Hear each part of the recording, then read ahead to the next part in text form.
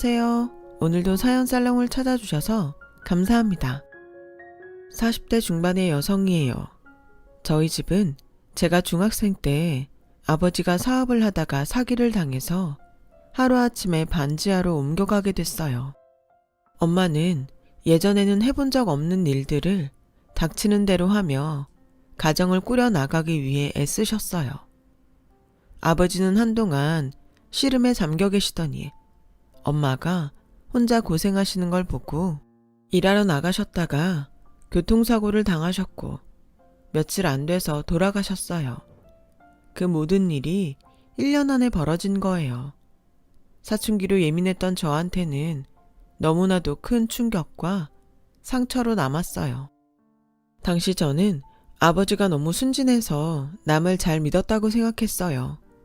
그래서 아버지처럼 당하지 않으려면 좋은 대학에 들어가서 좋은 교육을 받아야 되겠다고 다짐하게 됐어요. 그때부터 하루에 5시간씩 자면서 열심히 공부만 했어요. 엄마도 공부 잘해서 대학 가는 게 집안을 일으키는 거라며 저와 동생을 뒷받침해주는 데에 최선을 다하셨고요. 고생하는 엄마가 너무 안타까워서 학원도 수학 과목만 듣고 웬만한 과목은 저 혼자 참고서를 이것저것 뒤져가면서 공부를 했죠. 그랬더니 스스로 깨우쳐가는 방법을 터득하게 돼서 공부하는 게 점점 수월해졌어요. 노력은 절 배신하지 않아서 중학교 때까지는 중상위권이었던 성적이 고등학교에 가서는 눈에 띄게 올랐어요. 고2 때부터는 전교등수 안에 들면서 선생님들도 저를 명문대에 갈 학생이라며 눈여겨보기 시작했죠. 저는 고3 때까지 성적을 잘 유지해서 상위권 대학 사회학과에 합격했어요. 경영학과에 가고 싶었지만 가고 싶은 대학은 성적이 좀 모자랐거든요. 아버지가 회사를 운영하는 걸 좀 더 잘 알고 아는 게 많았으면 그렇게 되지 않았을 거라는 게 머릿속에서 떠나지 않았기 때문에 경영학과를 가려고 했어요. 제 전공을 공부하면서도 경영에 대해 배울 수 있는 만큼 배울 생각이었어요. 대학에 가서 처음에는 아르바이트를 하느라 시간 가는 줄 몰랐어요. 제가 직접 벌어서 쓰고 동생 용돈도 주는 게 그렇게 재미있을 수 없더라고요. 한동안 제가 할 수 있는 알바는 다 하고 다녔고 자연히 학교 성적은 떨어지게 됐어요. 2학년 2학기까지도 알바하는 재미에 푹 빠져서 살았어요. 그러다가 정신이 번쩍 든 게 한 선배가 전공 성적이 너무 나빠서 계속 취직이 안 되는 걸 보고 나서부터였어요. 평생 알바만 하며 살 게 아니고 제대로 된 직장에서 일을 하려면 성적부터 제대로 챙겨야겠다는 생각이 들었어요. 당시 저는 종종 수업을 빠져가면서 알바를 했었거든요. 안 되겠다 싶어서 정신을 바짝 차리고 강의에 꼬박꼬박 들어갔어요. 수업 내용도 중간에 빠진 걸 따라잡느라 애를 먹기도 했어요. 그래서 다음부터는 강의는 절대 빠지지 않았고 알바도 공부하고 남는 시간에만 하는 걸로 대폭 줄였죠. 3학년 1학기를 힘들게 공부하고 났더니 2학기는 많이 수월하더라고요. 저는 괜찮은 회사에 취직하는 걸 목표로 있는 힘을 다했어요. 취업 박람회도 빠짐없이 가서 정보 수집도 하고 선배들한테 입사시험 족보를 얻으려고 노력도 많이 했죠. 남들보다 뒤처질까봐 열심히 한 덕분에 저는 외국계 마케팅 회사에 합격했어요. 일은 어렵고 야근에 밤새우는 날이 많아서 많이 힘들었지만 첫 월급을 타서 엄마한테 드렸을 때 뿌듯한 기분은 이루 말할 수 없었어요. 우리 딸 신영이 고생 많이 했다. 너무 고마워. 어려운 형편에 공부도 잘하고 대학 때도 용돈 한 번 안 타가고 혼자 다 벌어서 썼는데 이렇게 좋은 회사 들어가서 월급까지 갖다 주니 엄마는 이제 더는 바랄 게 없어. 라고 눈시울을 붉히며 좋아하시는 걸 보니 저도 눈물이 났어요. 동생도 저한테 용돈 많이 받았다고 너무 좋아했어요. 가족들이 기뻐하는 모습에 더 힘을 낼 수 있었죠. 너무 힘들어서 관두고 싶을 때마다 좋아하는 엄마와 동생을 떠올렸어요. 그게 저를 버티게 했고 2년 후에는 대리까지 올라가게 해주었습니다. 회사 일에 완전히 익숙해져서 야근도 밤샘도 일상이 되자 점점 삶이 지루해지더라고요. 매일 일하고 집에 가고 아니면 퇴근 후 회사 동료들과 한잔하고 집에 가는 게 다였으니까요. 돈 버는 재미도 일하는 재미도 시들해질 즈음에 저는 기타를 배우러 다니게 됐어요. 회사 다른 부서에 있는 동기가 기타를 배운다길래 한번 보려고 따라갔다가 재미있어 보여서 저도 등록을 했죠. 기타를 가르치는 강사에게 마음이 끌렸어요. 강사는 대학에서 실용음악과에서 건반을 전공하고 부전공을 기타를 했다고 했어요. 저는 모르는 음악이라는 세계에 있는 사람을 직접 만났더니 어쩐지 신선한 느낌이 들었고 그 사람이 무슨 말을 해도 흥미가 생기더라고요. 저는 처음 한 달이 끝난 후 3개월 등록을 했어요. 강사한테 관심이 있어서 그런지 기타 배우는 것도 더 재밌는 것 같았고 집에 와서도 연습을 하니까 할 일이 있어서 참 좋더라고요. 저는 강사한테 좋은 인상을 주고 싶어서 코드도 열심히 외우고 한번 진도 나간 건 다시 설명 듣지 않아도 될 만큼 연습을 했어요. 그랬더니 그 강사는 저보고 대단하다고 칭찬을 하더라고요. 박신영님, 정말 대단하세요. 한번 가르쳐드리면 잊어버리지 않고 그걸 그대로 다 해오시네요. 성인 취미반에 이렇게 하시는 분이 드물거든요. 재능이 있으신가 봐요. 별 말씀을요. 그냥 집에 가서 죽어라 연습만 했어요. 다시 설명 듣고 진도 안 나가면 저만 손해잖아요. 그래서 집에 있는 시간엔 거의 기타 연습만 해요. 에이, 남자친구도 만나시고 회사 일도 바쁘실 텐데 어떻게 연습만 하셨겠어요. 겸손하시네요. 저는 남자친구가 없다고 했고 강사는 자기가 괜한 말을 했다며 저한테 몇 번이고 사과를 했어요. 그렇게 사과할 일 아니라고 괜찮다고 했죠. 그리고 다음 레슨날 갔는데 강사가 저한테 데이트 신청을 하는 거였어요. 솔직히 말씀드리면 지난번에 남자친구가 없다고 하셔서 속으로 잘됐다 했어요. 저 박신영님한테 관심 많거든요.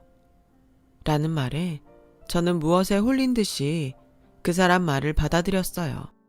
사실 저는 외모도 평범하고 누가 첫눈에 좋다고 할 정도는 아니었는데 그때까지 고백을 받아본 적도 없었고요. 그런데 제가 호감을 갖고 있는 사람이 저에게 마음이 있다고 하니 정신이 없었던 것 같아요. 저와 그 사람은 그렇게 만남을 시작했고 1년 이상 사귀는 사이가 됐어요. 엄마는 제가 음악학원 강사를 만난다는 것을 알고 계셨어요. 만나고 6개월쯤 됐을 때 얘기했거든요. 저는 그 남자와 결혼을 하고 싶었고 그런 제 마음을 눈치채신 엄마는 네 남자친구가 음악 강사로 계속 일은 한다고 하지만 정규직은 아닌 거잖아. 난 결혼 상대는 제대로 직업이 있는 사람이 좋은 것 같다. 네가 정 좋다고 하면 어쩔 수 없는 거지만 그 사람 곧 학원 차릴 거래. 원래 음악하는 사람들이 거의 대부분 프리랜서잖아. 음악도 포기하지 않고 하는 거 보면 줏대는 있는 사람 같아. 라고 하자 엄마는 별 수 없다는 듯 알겠다며 한숨을 쉬었어요. 그즈음 남자도 언제 결혼 이야기를 꺼내야 하나 고민하는 것 같길래 만난 지 400일이 되던 날 모른 척하며 근사한 레스토랑에서 밥을 먹자고 미리 예약을 했어요. 제 예상대로 남자는 이때다 하고 제게 프로포즈를 하더라고요. 신영아, 우리 결혼하자. 너한테 정말 잘할게. 라며 14K 반지를 내미는데 저는 그것만으로도 너무 기뻤어요. 그 사람이 레슨하면서 돈을 많이 못 버는 걸 알았으니까요. 저희는 곧 양쪽 집에 결혼 소식을 알리고 준비에 들어갔어요. 남자도 저희 집처럼 아버지가 안 계셨고 남자 어머니는 결혼 당사자들하고 어머니들만 만나자고 했어요. 남자 어머니는 좀 깐깐해 보이기는 해도 점잖고 좋은 분 같았어요. 엄마는 처음부터 많은 걸 포기하신 것 같아 보였지만 어쨌든 결혼을 허락해 주셔서 그해 가을에 조촐한 결혼식을 올렸어요. 남자가 사정이 좋지 않아서 제가 결혼식 때 하고 싶었던 걸 많이 포기하고 정말 소박하게 했어요. 남자가 음악을 하는 게 보기 좋아서 어떻게든 밀어주기로 했어요. 안정적으로 음악을 하려면 경제적인 안정이 중요하고 저보다 못하다는 생각이 들면 안 될 것 같아서 남자 앞으로 음악학원을 내줬어요. 학원이 개원하는 날 시어머니는 떡에 음식을 잔뜩 해서 사람들에게 나눠줬어요. 너한테 정말 고맙다. 우리 성태가 이제야 좀 필요나 보다. 이게 다 네 덕분이야. 시어머니는 제 손을 꼭 붙잡아 주더라고요. 남편은 전보다 활기가 있어졌고 자기 음악을 하는 데에도 열심이었어요. 학원에 학생들이 많은 편은 아니었지만 점차 나아질 거라고 생각했죠. 하지만 시간이 지나도 학원이 잘 되지는 않았어요. 그렇다고 안 되는 것도 아니라서 그럭저럭 해 나갔어요. 시간이 흐르고 학원을 연 지 2년이 좀 넘었을 때였어요. 학원 일이 안 맞는다며 불평을 하던 남편은 유명한 가수 노래를 프로듀싱 하게 됐다며 신이 나서 집에 왔더라고요. 내가 뭘 했어. 날 알아보는 사람만 있으면 나도 잘 될 거라고 했잖아. 신영이 너 이제 남편이 얼마나 잘 나가는 사람인지 곧 알게 될 거야. 그래, 당신이 꼭 해낼 줄 알았어. 정말 잘 됐다. 힘내. 라고 격려했고 저는 남편한테 한 가지라도 더 좋은 걸 먹이려고 영양제며 보약을 챙겨가며 뒷바라지를 했어요. 프로듀싱 준비를 하려면 학원 일을 같이 못한다는 말에 학원을 잠시 쉬기로 하고 그동안 남편이 쓸 용돈을 제가 다 대줬어요. 그런데 무슨 일이 있었는지 프로듀싱 하기로 했던 일이 취소가 됐다는 거였어요. 나 같은 사람한테 그딴 대접한다는 게 말이 돼? 아주 웃기는 사람들이야.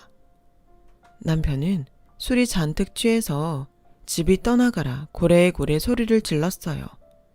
녹음실 스태프들과 트러블이 좀 있었던 모양인데 그 문제가 커져서 가수가 남편하고 일을 안 하기로 했다는 거였어요. 지가 잘 나가면 평생 잘 나갈 줄 알아? 아주 지 맘대로 이랬다 저랬다. 사람 갖고 노는 것도 아니고 말이야. 저는 달리 뭐라고 위로해야 좋을지 몰라서 조심스럽게 속상하겠지만 잊어버려. 더 좋은 일이 생기겠지. 그때까지 버티려면 생활도 해야 하니까 학원 다시 열고 레슨하자. 준비하고 있으면 또 기회가 올 거야. 넌 그게 문제야 항상. 아주 사람을 있는 대로 몰아붙인다니까. 그러니까 내가 마음 편히 뭘 할 수가 없어. 입만 열면 돈 벌어오라고나 하고 그러면서 무슨 뒷바라지를 한다는 거야. 그게 아니라 이번 일 안 된 거 너무 상심하지 말라는 뜻이잖아. 뭘 그렇게 꼬아서 받아들여. 마음대로 넘겨짚어서 사람 이상한 게 만드는 거 당신이잖아. 너도 날 우습게 보는 거야? 너 항상 그랬어. 지가 돈 좀 번다고 사람 얕보고 말이야. 아우 기분 나빠. 라더니 문을 쾅 닫고 집을 나가버리는 거였어요. 너무 기가 막히고 어이가 없었지만 일단 사람이 어디 있는지는 알아야 되니까 연락을 해봤죠. 하지만 남편은 전화를 받지 않았고 나중에는 핸드폰을 꺼놓았어요. 그날 이후로 남편은 학원에서 잔다며 집에 잘 들어오지 않았고 저희 사이는 냉랭해져 갔어요. 제가 아무리 말로 풀어보려 해도 저와 얼굴도 마주치려고 하지 않으니 어떻게 해볼 도리가 없었어요. 시어머니는 시어머니대로 제가 남편 귀를 죽여놨다며 저한테 원망을 퍼부었어요. 잘난 며느리 얻지 말라고 주변에서 다들 말릴 때 들었어야 했어. 내가 너무 널 믿은 거지. 네가 이렇게 성태기를 죽이고 앞길을 막는 소리나 해대냐. 걔가 지금 돈 버는 게 중요하니? 자기 작업을 하는 데만도 얼마나 시간과 노력이 들어가는데 그딴 말을 해. 학원 차려준 거 뽕 뽑아먹겠다는 거야 뭐야. 처음 학원을 차려줄 때만 해도 고마워하던 시어머니는 2년이 넘는 시간 동안 저한테 받는 생활비를 당연하게 여기게 됐고 자기 아들 비위에 안 맞는다고 저를 형편없는 사람으로 몰아붙이기 시작했어요. 당시 저는 회사에서도 너무 힘든 때여서 남편 일이 잘 되면 회사를 그만두고 이직도 생각하고 있었거든요. 하지만 일이 다 어그러져서 저는 울며 겨자 먹기로 회사를 다녀야 했고 그러다가 결국 제 풀에 지쳐서 퇴사를 해야 했어요. 너무 스트레스를 많이 받으니 두통이 계속되더군요. 갑상선에 이상이 생겨서 도저히 더 일을 할 수가 없었거든요. 그렇게 집에 있게 되고 얼마 안 있어 시어머니가 찾아왔어요. 일하던 사람이 집에만 있으면 좀이 쑤신다는데 너는 안 그러니? 뭐 다른 일거리라도 찾아봐야 되는 거 아니야? 제가 건강하면 그렇게 하겠는데 지금은 휴식이 필요해서요. 이렇게 아프지 않았으면 회사도 관두지 않았을 거예요. 그래 뭐 너도 애는 썼겠지.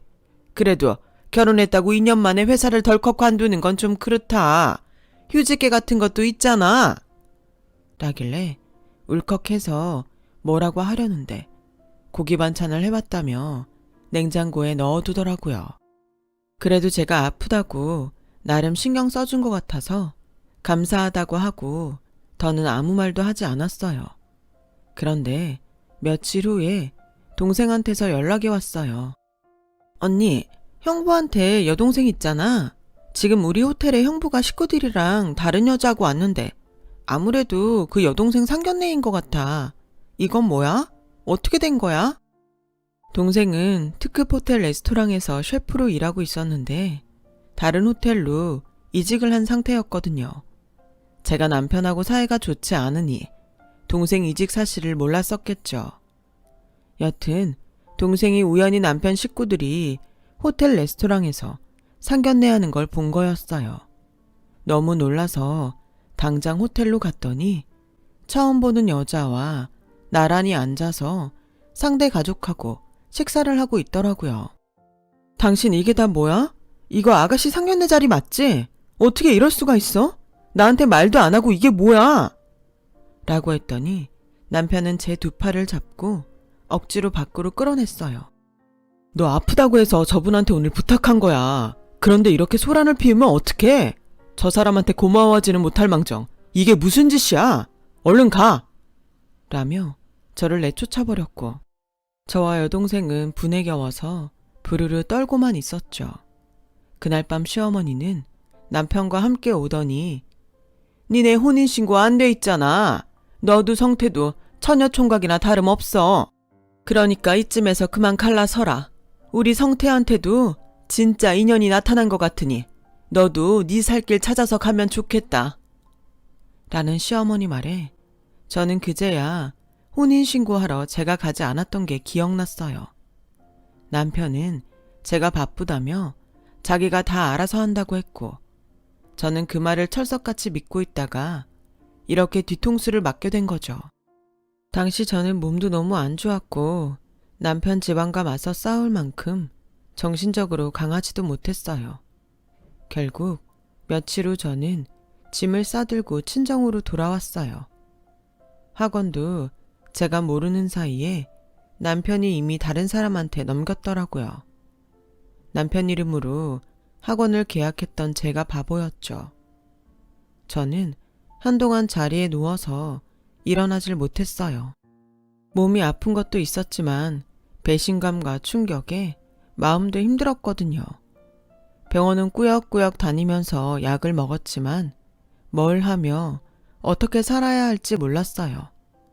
그러던 어느 날 동생이 자기와 동업을 하자고 하더라고요. 나 내 가게 차리고 싶은데 경영은 아는 게 없잖아. 음식은 내가 만들게.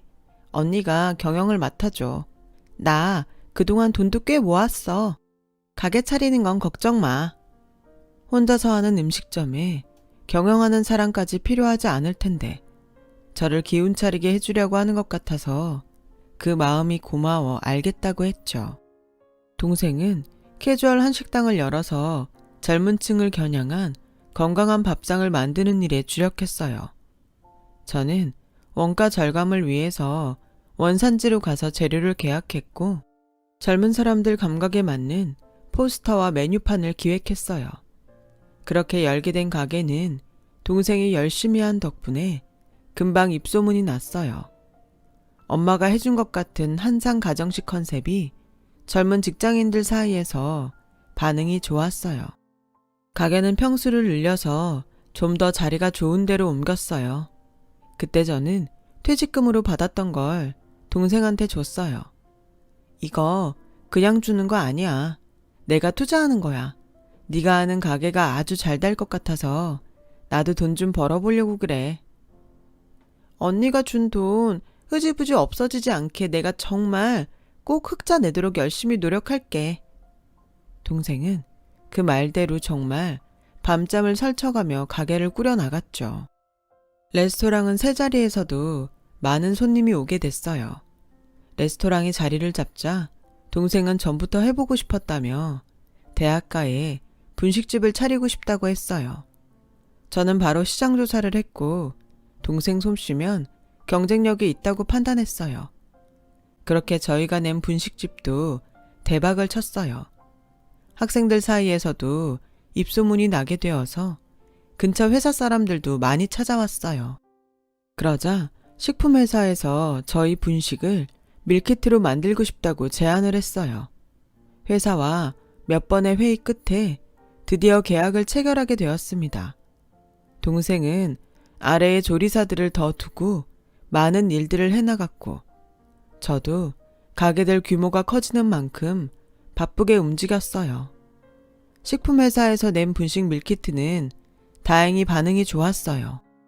저희는 그동안 모은 자금으로 아예 건물 하나를 사서 음식을 만들고 연구하는 조리장과 가게들을 같이 두기로 했어요. 같은 사람이 운영하는 가게라는 건 손님들이 모르게 하는 걸로 하고요. 한식당 가게와 분식집이 거리가 좀 있어서 동생이 왔다 갔다 하는데 불편했거든요. 저는 시장 조사를 충분히 한 후에 건물을 보러 다녔어요. 마침 적당한 건물이 나와서 동생과 함께 부동산 중개사를 찾아가게 되었죠. 중개사는 주인에게 연락을 한 후에 저희에게 건물을 보여주더군요. 연식이 좀 있어서 여기저기 흠이 있고 낡은 데가 있었지만 조금만 손을 보면 괜찮을 것 같아서 계약을 하기로 했죠. 그러자 중개사는 큰 건을 계약하게 됐다며 기분이 좋다면서 저희에게 점심을 사겠다고 하더라고요. 바로 저희가 계약할 건물에 있는 식당이었어요. 고기를 주로 하는 가게였는데 장사가 잘 돼서 다른 곳으로 옮긴다며 맛이 괜찮다고 했어요. 음식을 주문하고 나오기를 기다리는데 다른 테이블에 음식을 나르던 아주머니가 실수로 제 옷에 국물을 흘렸어요. 저는 바로 물수건을 새로 달라고 해서 옷을 닦았고 주인은 그걸 알고 바로 와서 저한테 사과를 했어요. 할머니, 진짜 자꾸 이러실 거예요? 한두 번도 아니고 계속 실수하시면서 손님들한테 사과도 안 하면 어떻게 해요? 라며 주인이 짜증을 내자 할머니 소리를 들은 직원은 그제야 겨우 저를 제대로 보며 미안하다고 하더라고요. 저는 그 할머니를 보고 너무 놀라서 잠시 말을 잊었어요. 제 동생도 마찬가지였고요. 그 사람은 바로 전 시어머니였거든요. 시어머니도 저를 알아보더니 놀란 얼굴로 허둥지둥 주방 쪽으로 들어가 버렸어요.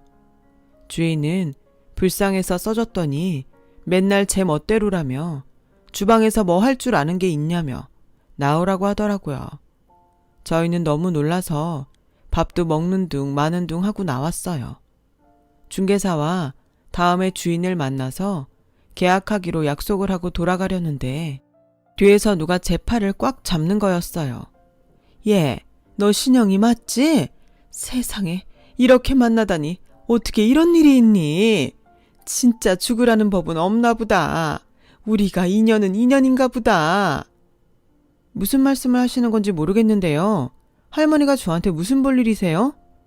라며 제가 차갑게 팔을 뿌리쳤더니 시어머니는 당황하더군요. 우리도 그동안 네가 많이 궁금했어. 근데 연락도 안 되고 어디 있는지 알 수가 없어서 못 찾았지 뭐냐. 이렇게 다시 만난 거 보니 다 하늘의 뜻인 것 같다 얘. 네가 우리 돈 좀 마련해 줄 수 있겠니? 해줄 수 있지? 너 성태 좋아하잖아. 학원도 차려주고 잘했잖아. 지금 언제적 얘기하시는 거예요? 그리고 왜 저한테 계속 반말하세요?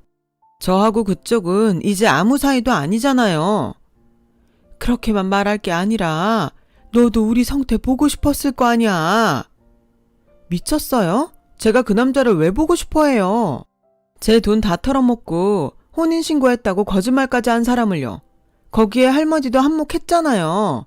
사람 간 보느라 혼인신고를 2년 넘게 안 하다가 아파서 회사 못 다니게 생기니까 이혼하라고 하는 인간들이 뭐가 궁금하겠어요? 라며 크게 소리를 지르자 가게 안에서 주인도 내다보고 주변에 있는 사람들이 다 시어머니를 쳐다봤어요. 그렇게 시어머니는 저한테 무안을 당하고 물러났는데 다음 날 전 남편이 어떻게 저희 레스토랑을 알고 찾아왔더라고요. 전 남편은 몰골이 초라하고 말이 아니었어요. 내가 면목 없는 건 아는데 한 번만 도와줘. 그러면 절대 실망시키지 않고 꼭 갚을게. 응? 내가 댁을 왜 도와줍니까? 그리고 당신네는 예의도 몰라요? 하나같이 처음 보면서 어디다 대고 돈돈거립니까? 라고 하자 남편은 제 앞에 무릎을 꿇으며 박시영 사장님 한 번만 도와주세요. 예정을 생각해서라도 어떻게 해주세요. 오죽하면 제가 찾아왔겠어요. 저도 웬만하면 이렇게까지 하는 사람 왜 안 도와주겠어요. 그럴만 하니까 그렇겠죠. 경찰 부르기 전에 당장 나가요. 남편은 별수 없이 일어났고 직원들에 떠밀려 밖으로 내쳐졌어요. 남편은 그때 상견례장에 있던 여자와 결혼을 했다고 해요. 음악 프로듀싱을 한다며 연예 기획사들을 찾아갔지만 아무데도 남편을 써주지 않았고 결국 여자가 집을 팔아서 저금했던 돈까지 다 들고 어디론가 사라졌다고 해요. 그 뒤로 남편과 시어머니는 생활이 어려워져서 식당 일과 일일 노동을 한다더군요. 사정은 안 됐지만 저는 다 자기가 한 대로 돌려받았다고 생각했어요. 그날 거기서 시어머니를 만난 것도 저보고 더 억울해하지 말라고 그 사람들 사는 걸 보여주려고 그런 것 같았고요. 남편과 시어머니는 그 후로 저희를 찾지 않았어요. 어디서 어떻게 사는지도 모르는 채 이렇게 세월이 흘렀네요. 저와 제 동생은 그동안 결혼을 했고 각자 가정을 꾸려서 행복하게 살고 있어요. 물론 가게도 잘하고 있고요. 사람한테 치여서 세상 일 다 싫었는데 이렇게 사람한테 치유받게 되었습니다. 동생에게도 지금의 제 남편에게도 새삼 더 고맙고 감사해집니다. 오늘 제 사연을 들어주신 분들 모두 감사드려요. 앞으로 다들 좋은 일만 많이 있고 매일 행복하시길 바랄게요. 늘 건강하세요. 여러분, 사연 댓글에 응원과 현명한 조언 부탁드려요. 좋아요와 구독은 저에게 큰 힘이 됩니다. 오늘도 좋은 일 가득하세요.